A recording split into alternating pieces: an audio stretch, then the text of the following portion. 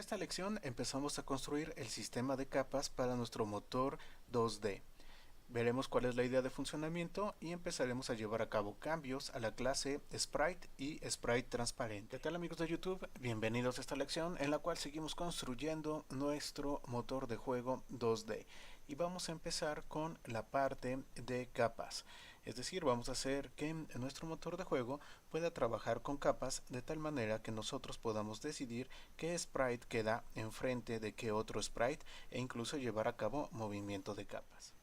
Vamos a ver cómo funciona esto. Entonces, déjenme mostrarles. Hice aquí unos sprites. Como pueden ver, no soy un gran artista, pero bueno, lo importante es el concepto.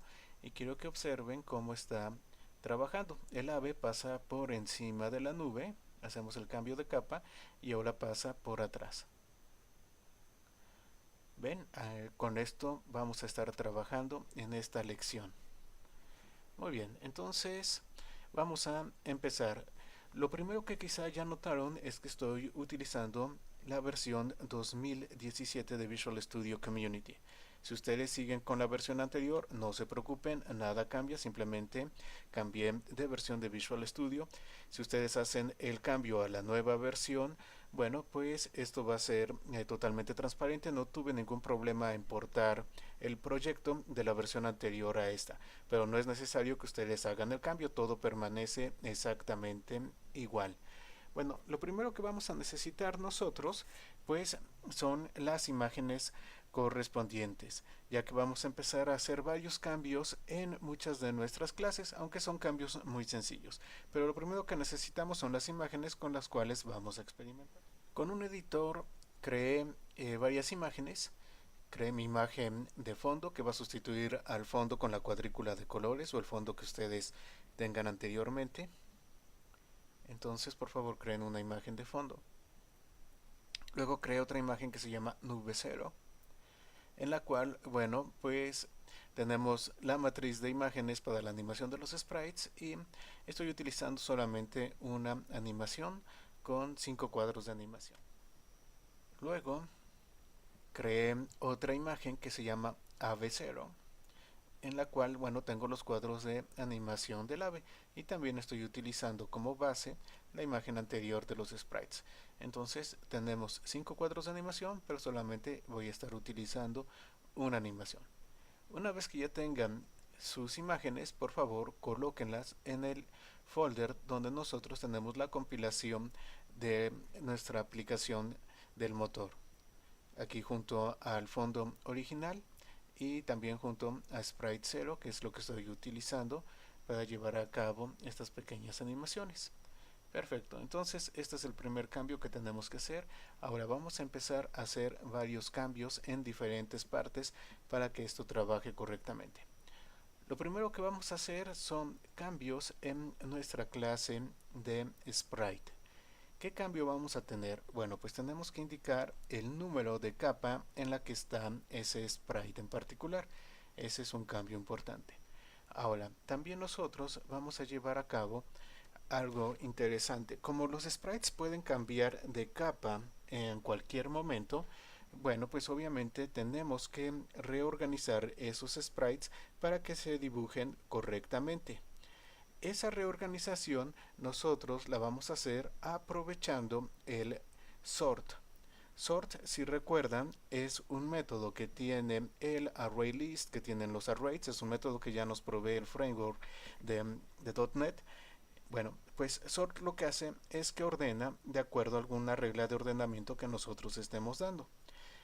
Esa regla de ordenamiento va a ser el número de capa que tiene el sprite. De tal manera que cada vez que nosotros invoquemos sort sobre nuestra lista de sprite, bueno, pues va a ser reordenada esa lista de sprite de acuerdo al número de capa que tienen los sprites que están en esa lista. Para que nosotros podamos hacer uso de sort, la clase que nosotros tenemos que ordenar tiene que implementar una interfase que es la interfase icomparable. Es esta interfaz que nosotros tenemos aquí y comparable. Si no saben cómo funciona iComparable, les recomiendo que por favor vean mi curso de C Sharp nivel intermedio aquí en este mismo canal, busquen ese tema y ahí viene esa lección. Bueno, muy bien, entonces vamos a empezar a colocar. El primer cambio entonces que tenemos es indicar que tenemos que llevar a cabo la implementación de iComparable. Si en el momento en el cual colocan esta línea les marca un error, no se preocupen, ese error va a desaparecer después cuando llevemos a cabo la implementación de iComparable. Entonces, lo primero es esto que tenemos acá. Luego, en la parte de atributos vamos a llevar también unos cambios.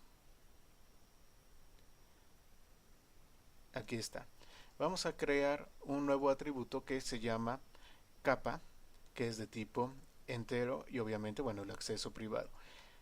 Capa va a guardar el número de capa en la cual se va a dibujar el sprite. Y aquí tenemos otro atributo que luce un poco diferente a los demás. ¿Por qué? Porque es un atributo estático y se llama ordena.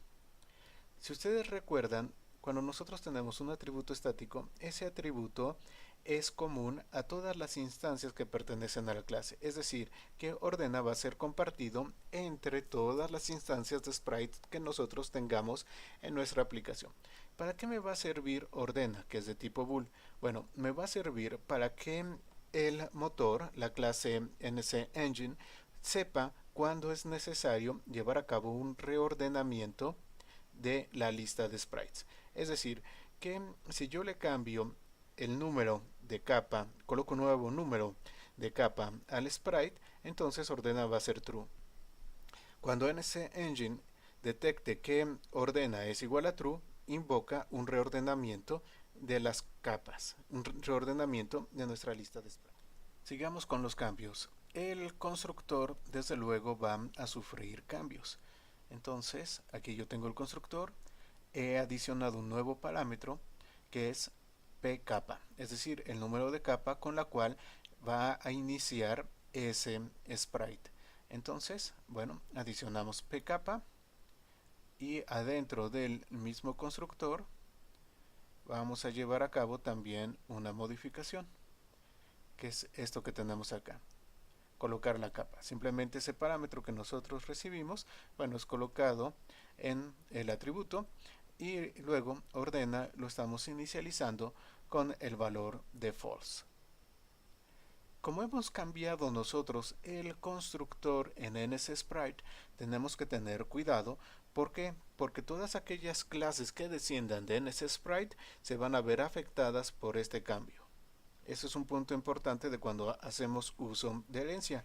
Recuerden que cualquier cambio que nosotros tenemos en la clase base repercute en todas las clases que tenemos. Bueno, ¿quién está heredando de NSSprite? Pues nuestra clase para el sprite transparente. Entonces vamos a nuestra clase NSSprite y luego regresamos, perdón, NSSprite transparente y luego regresamos a NSSprite. Ok, bueno, acá tenemos el constructor de NSSprite. Vamos a llevar a cabo cambios. En nuestra lista de parámetros, antes del color de transparencia, vamos a adicionar int pcapa. ¿Para qué? Para que también recibamos el número de capa para los sprites transparentes. Y en base, recuerden que base o base nos invoca el constructor de la clase base. Entonces acá tenemos que adicionar pcapa en esta posición, de tal manera que ahora sí ya los dos constructores pues estén trabajando correctamente. Esta es la forma como nosotros tenemos que modificar el constructor de la clase sprite transparente. Muy bien, entonces ya que tenemos a nuestra clase sprite transparente correctamente colocada, regresamos a NSSprite y vamos a ver qué más cambios nosotros tenemos que hacer. Desde luego va a ser a nivel de las propiedades. ¿Qué estoy adicionando? Estoy adicionando una propiedad que es la propiedad de capa. El get es muy sencillo, simplemente es un retorno de capa. Y el set, aquí tenemos el set. Capa va a ser igual a value. ¿Para qué? Pues para que tenga el nuevo valor. Y luego vamos a indicar que es necesario llevar a cabo la actualización de las capas. Es necesario que se vuelva a hacer un sort, que se vuelvan a ordenar los sprites que nosotros tenemos en nuestra lista de sprites. Por eso estoy colocando el valor de ordena es igual a true. Y luego viene una propiedad para ordena. De tal manera que aquí nosotros tenemos el get, que es muy sencillo, simplemente es return ordena, y el set, en el cual tenemos ordena